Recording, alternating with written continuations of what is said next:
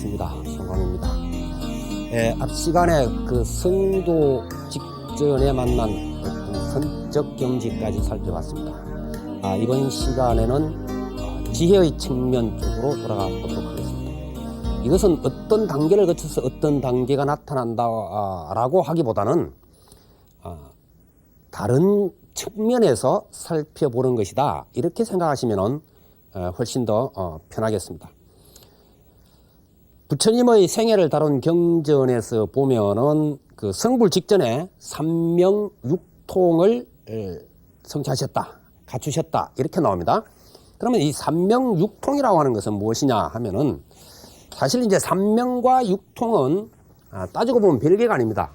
먼저 그 삼명이라는 것은 명은 지혜라는 것이죠. 지혜.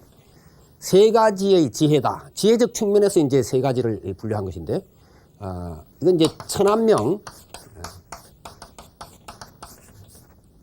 천안명이라고 하는 것과, 그 다음에 그 숙명명. 천안명은 어떤 그 미래의 어떤 모습이라든지 이런 것들을 살펴보고 있는 존재의 뭐 어떤 모습들을 볼 수 있는 지혜를 이야기하고, 숙명명이라는 것은 과거로부터 시간적으로 고찰되어지는 지혜를 이야기합니다. 어떠한 과정을 거치느냐. 그 다음에 이제 그 번뇌가 다 소멸되어 버리는 상태. 그것을 누진명이라 그렇게 이야기를 하는데요. 누라고 하는 것은 번뇌의 다른 이름이다. 이렇게 제가 말씀드렸죠. 그래서 번뇌가 다한 단계에서 드러나는 어떤 지혜적 측면 그랬습니다. 이것을 이제 신통적인 입장에서는 보면은 육통이라고 이야기를 합니다. 그런데 육통에서 세 가지가 똑같이 이제 나온다 하는 것은 뭐 불교 공부하신 분들은 아시겠죠. 신통적인 어떤 힘의 어떤 측면에서 바라보는 것인데, 역시 이제 천안통, 천안, 그 다음에 천이, 어떤 소리의 세계를 넘어서서 관할 수 있는 세계를 천이, 신족, 자유자재하게 어디든지 나아갈 수 있는, 갈 수 있는 어떤 능력, 신족. 그 다음에 이제 다심, 다른 사람의 이 마음을 다 살펴서 알 수 있는 통, 다심통. 그 다음에 이제 숙명, 아까 숙명명에서 나오는 그 숙명, 과거의 생이 어땠는지 하는 부분과, 그 다음에 이제 누진, 번뇌가 다한 누진통, 이렇게 이제 이야기가 되어 있습니다. 그래서 여기서 세 가지는 같다 하는 것을 알 수 있죠. 천안, 그 다음에 숙명, 그 다음에 누진, 이렇게 이제 세 가지가 같다는 것을 알 수 있습니다. 바로 이것이 힘의 쪽 방향에서 본 것과 지혜의 방향에서 본 건데, 사실은 이 둘은 별개가 아니죠. 그래서 삼명을 증득하셨다라고 나오는 곳이나, 아니면은 육통을 증득하셨다고 나오는 것이나 같은 것을 두고 이야기하는 것이다. 이렇게 이제 이해를 하시면은 좋겠습니다. 먼저 그 경전에서 서술된 내용을 따라가다 보면은 초저녁에 천안통을 얻으셨다. 천안명을 증득하셨다. 그렇게 나옵니다. 이 천안통에 의해서 일체 중생들이 한없이 고통 속에 빠져 있는 모습을 살펴보시게 되는 것인데, 이제 지옥에서 나쁜 업 때문에 고통받고 있는 무수한 모습들을 보게 됩니다. 그래서 지옥의 그 과보로 인해서 받는 고통을 살펴보고, 그 다음에 축생들은 인간들에게 혹사를 당하고, 또 마지막에는 살고기까지 그 전부 다 제공을 하면서도 자기들끼리는 또 싸우고 잡아먹고 하는 어떤 그러한 모습. 그 다음에 또 악인은 탐욕으로 인해서 그 과보를 받아서 몸은 태산만 하고 목구멍은 바늘구멍만 하고 무엇이든지 입에 닿으면 불이 활활 나고 온몸이 불타는 듯한 이러한 고통, 그리고 굶주림의 고통, 이런 것을 이제 살펴보시고, 그 다음에 인간이라고 하는 것은 좋은 일도 있고 나쁜 일도 있고 부분 그런 것 같지만은 전체적으로 미뤄봤을 때 쉼없이 사막도를 오가면서 고통에 시달리고 있다 하는 어떤 실체를 바라보고, 천상은 즐거움이 많은 곳이다 그랬죠. 그러나 이 천상의 즐거움이 아무리 길다 할지라도 영원한 시간대로 봤을 때는 결국은 다시 또 사막도로 떨어져서 고통을 받는 이러한 현상 속에 살아가는 모습이 중생이다 하는 것을 천안통을 통해서 보게 되는 겁니다. 이것은 바로 이제 나중에 자비심으로 이런 중생들을 윤회로부터 벗어나서 맑음의 세계, 깨달음의 세계로 인도해야 되겠다라고 하는 이제 그러한 방향으로 전개가 되겠죠. 그래서 부처님의 지혜에 의해서 천안통이라고 하는 이 지혜에 의해서 보여진 중생의 고통을 이렇게 표현하고 있다. 이렇게 보면 되겠습니다.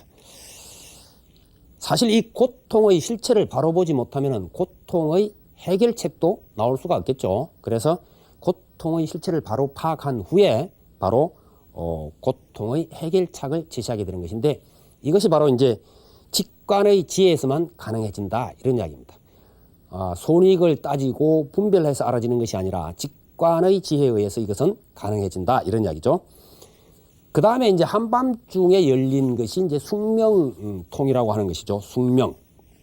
이거는 모든 생명체가 과거로부터 미래로 연결되는 그러한 과정에서 어떠한 모습으로 가고 있는 것이냐 하는 것인데 그 과정을 낱낱이 파악해 보니까 결국 공통적으로 성주계공 그랬습니다. 생성되어져서 소멸되는 과정으로 끊임없이 흘러가고 있다. 이런 이야기죠. 그래서 부처님께서는 이 다양한 고통의 현상이라든지 혹은 존재의 시간적인 변화를 살펴보신 후에 바로 이 순간 고통을 멈추게 할 그러한 해법을 보시게 되는 겁니다. 역시 이것도 이제 어떤 단계적으로 뭐 이렇게 나타나는 것이 아니라 다른 측면으로 이렇게 돌아간다고 보면 좋겠습니다. 그때 본 그 해법은 아주 간단합니다. 저것이 생김으로 인해서 이것이 생기고 뭐 이것저것은 순서가 바뀌어도 상관이 없습니다. 저것이 있음으로 해서 이것이 있으며 저것이 사라지면 이것이 사라지고 저것이 없으면 이것 또한 없다. 이 간단한 내용을 두고 우리는 연기의 법칙이라고 이야기합니다. 프라테티아 사무트파다 이렇게 이제 인도말로 이야기하는데 연기의 법칙. 그러면 연기의 법칙에 의해서 우리는 무엇을 알 수 있느냐? 이것을 가만히 살펴보면은 이 연기의 법칙에 의해서 불교의 근본적인 교리 체계가 설명이 되어진다는 겁니다. 물론 이 연기의 법칙도 나중에 대승불교로 넘어가면서 여러 연기로 이렇게 변화를 일으킵니다만은 뭐 기본은 같은 것이다 이렇게 볼 수가 있겠습니다. 우선 내용상으로 보면은 이것이 생김으로 저것이 생기고 이것이 있으므로 이것이 있으며 저것이 사라지면 이것이 사라지고 저것이 없으면 이것 또한 없다 이렇게 이야기가 됐죠. 그렇다면은 여기에서 모든 존재는 상호 의존적인 관계에 놓여 있다는 것을 금방 알 수가 있을 겁니다. 독립적인 존재란 이러한 이치 속에서 있을 수가 없다는 것이죠. 우리는 독립적 존재로 나 자신을 생각하고 어떤 사물도 그렇게 바라보지만은 그 실상을 바라보니까 독립적인 개체의 존재라고 하는 것은 있을 수가 없다는 것이죠. 따라서 이것을 체계화시키면 어떻게 되겠습니까? 무아설이 가능해집니다. 물론 이 무아라고 하는 것을 어떻게 해석하느냐에 따라서 많이 달라집니다만 내가 없다라고 하는 입장보다는 사실 불교에서 처음에 무아라고 하는 것은 진정한 내가 아니다라는 쪽으로 해석이 더 가깝습니다. 없다는 입장보다도 아니다는 입장으로 더 가까이 간다. 이렇게 이제 볼 수 있고 따라서 여기서 또 공의 이치도 역시 이루어집니다. 모든 것이 서로 연관관계를 갖고 돌아가는 것이라 연관관계를 가지고 돌아가기 때문에 그것은 공이라는 것이죠. 근본적으로. 여기서 무아설, 공, 사상 이것이 이제 설명이 되어지고 그 다음에 또 이 네 구절을 통해서 우리가 알 수 있는 것은 모든 것은 조건에 따라서 끊임없이 변한다는 것을 알 수가 있죠. 저것이 변하면 이것이 변합니다. 이쪽이 변하면 저쪽이 변합니다. 끊임없이 이렇게 서로 변화하고 변화된 것은 다시 또 다른 쪽의 변화의 어떤 역학적인 관계에 놓여지고 이러면서 끊임없이 변하고 있다. 그렇다면 끊임없이 변한다는 이 내용은 재행이 무상하다 하는 무상의 교리체계가 여기에서 비롯됩니다. 무상하다는 것은 끊임없이 변한다는 말이죠. 항상함이 없다. 끊임없이 변화한다. 이런 이야기가 되겠죠.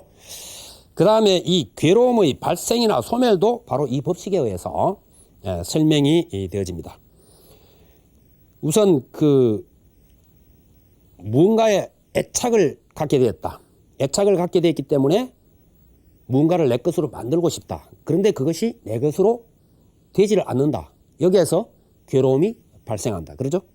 내 것으로 만들지 못해서 괴롭다. 괴로움이 생성되는 것을 지금 보여줬습니다. 그러면 괴로움이 이와 같은 절차로 생겼다면 이 괴로움을 소멸하는 방법도 간단하죠. 내가 지금 갖지 못해서 괴롭다. 그러면은 갖고자 하는 생각이 사라지면은 이 고통이 사라지겠죠. 갖고자 하는 생각이 사라지려면 애착이 사라지면 되는 것이죠. 이처럼 근본적인 것을 소멸해버리고 나면은 고통 자체도 소멸되어진다라고 하는 것을 알 수가 있는 것이다. 이런 이야기죠. 자, 그래서 여기서 우리가 한 생각 놓는다 하는 이야기를 참 많이 합니다. 불교 공부할 때.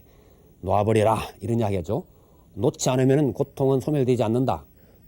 제가 자꾸 애착을 하면서 고통을 따로이 애착하는 것은 애착하는 대로 두고 고통을 없애려 하는 것은 백날 가도 소용이 없다. 이런 이야기죠.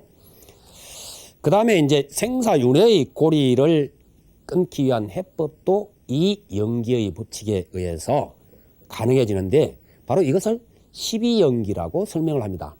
이 12연기라고 하는 것도 사실은 나중에 이제 12가지가 정해집니다만은 부처님께서 성불 직전에 그 순차적으로 원인을 규명하고 또 그 소멸의 절차를 살폈다는 것인데 이 가지수는 12가지든 그렇지 않든 이건 기본적으로는 상관이 없다고 보면 됩니다. 그러나 나중에 이제 하나하나 보완을 하고 완벽하게 만들다 보니까 12가지가 되었다. 이렇게 이제 볼 수 있습니다. 뭐 그것은 초기 경전에 해당되는 아함경에서 보면은 가지수가 아주 적게 나왔다가 아주 많게 나왔다. 5가지, 7가지 뭐 이렇게 나왔다가 12가지까지 나오기도 하고 이런 식으로 이제 되기 때문에 완벽한 형태를 갖췄을 때가 12가지다. 이런 것이죠.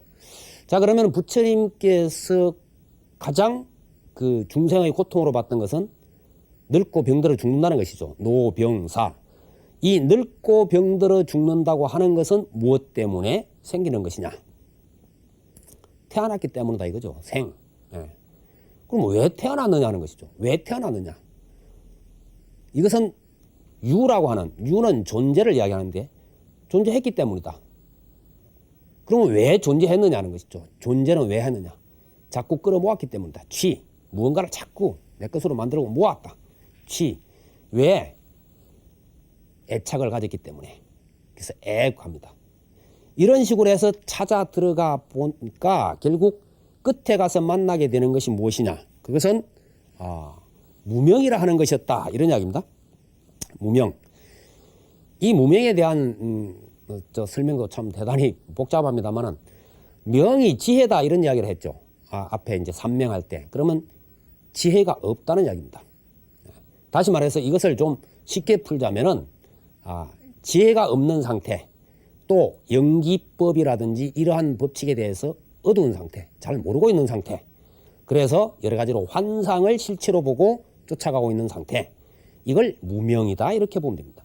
바로 고통은 실체를 보지 못하고 환상에 빠져서 지혜롭지 못하게 함으로 해서 고통은 계속 만들어지는 것이다. 따라서 그 환상을 깨어버리고 연계의 법, 이 해법을 잘 알고 나아가면은 결국 고통도 소멸된다라고 하는 이러한 등식이 성립하게 되는 겁니다. 그래서 이제 이것을 다시 고통이 있는 단계와 고통이 소멸한 단계를 가지고 나중에 이제 그 부처님께서 가르침을 펴실 때 정리를 해 나가시는 부분이 바로 4가지의 성스러운 가르침이라고 하는 사성제 부분이 나오죠. 물론 이런 부분들은 제가 나중에 다시 자세하게 설명 드릴 겁니다. 그러면 여기서 고집멸도라고 하는 고집의 중생의 세계와 멸도의 깨달음의 세계를 지금 보여줍니다. 멸이라고 하는 것은 열반, 깨달음 이런 거죠. 그게 나아가는 방식으로서의 도, 팔정도 이렇게 이제 전개가 되어지는 것이죠. 이러한 단계를 거치고 난 뒤에 새벽녘에 이르렀어야 이제 부처님께서 번뇌가 다 소멸되어 버린 순수지에만 있는 단계, 그걸 누진통이다, 그렇게 보는 거죠. 이 누진통을 정득하게 되고, 누진통이 정득된 단계에서 동력에 떠오르는 새벽별을, 밝은 새벽별을 보면서 안욕따라 삼약삼보리를 정득하셨다, 그렇게 이제 나옵니다. 그러면 여기서 정득된 깨달음의 세계는 간단하게 한마디로만 요약되어 있습니다. 그것이 안욕따라 삼약삼보리라고 하는 내용입니다. 이 안욕따라 삼약삼보리에 대해서 물론 다른 경전에서 좀 그 자세하게 설명이 되기도 하고 합니다만은, 그것은 나중에 대승경전에서 이야기고, 처음에는 이것이 그렇게 그 부처님 생애를 다룬 경전에서는 아주 자세하게 이 부분을 다루지 않고 그냥 안욕따라 삼약삼보리를 이루셨다, 이렇게 나옵니다. 이 안욕따라 삼약삼보리는 인도 말을 그대로 소리를 따라서 옮겨놓은 것이죠. 그래서 안욕따라는 아뉴타라라고 하는, 아뉴타라, 이 아뉴타라는 위 없이 높다, 이런 이야기입니다. 아뉴타라. 그 다음에 삼약이라고 하는 말이 있는데, 삼약은 삼은 바르다, 약은 평등하다, 이런 말을 됩니다. 그래서 무상, 정, 등, 여기까지는 정, 등이 되죠. 그 다음에 이제 삼이 다시 나옵니다. 여기서 삼불에 할 때 석삼자가 요 삼자가 되는데, 이것은 보편적이다, 이런 말입니다. 그 다음에 보리는 보디, 깨달음 혹은 지혜로 번역되는 말이죠. 그래서 이것을 무상, 정등, 정각, 무상, 정변지, 이런 식으로 번역을 해놓고 있습니다. 다시 말해서 저것은 위 없이 높고, 가장 높다는 이야기죠. 가장 위대하고, 그 다음에 바르다, 좀 이상한 쪽이 아니다, 바르다. 그 다음에 평등하다. 평등하다는 것은 누구나 다 수행해서 이룰 수 있는 것을 이야기합니다. 보편적이다, 이건 역시 어느 세계에 가든 통용되는 것이다. 그래서 그러한 깨달음의 세계, 당신만 갖는 세계가 아닌 누구든지 그 경지에 이를 수 있는 세계이다, 그렇게 이제 볼 수가 있겠습니다. 그래서 이 깨달음 경지에 대한 부분을 다음 시간에 우리가 어떻게 접근해야 될 것인가 하는 부분에 생각해 보기로 하겠습니다. 여러분, 성불하십시오.